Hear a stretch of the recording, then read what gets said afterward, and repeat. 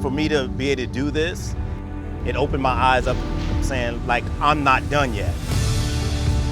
It's just putting me in a state of mind that I still count and I can still do things.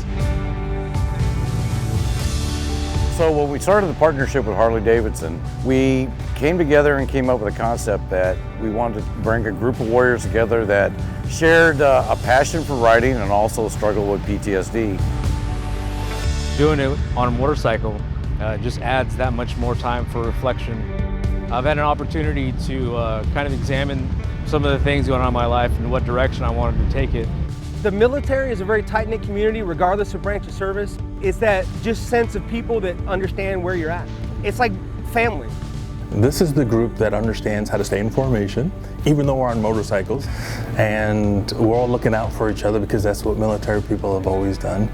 I know we have two things in common, with veterans and with bike riders. And it's like being at home, around family. It's just fun to be back out in nature itself and just enjoy riding and be free.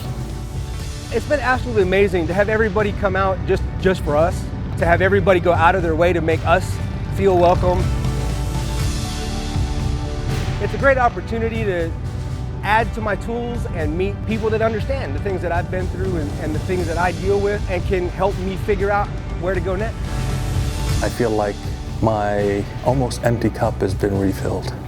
Filled emotionally, even a little spiritually, and just very positively. I'm just waiting to do it again. It was that great.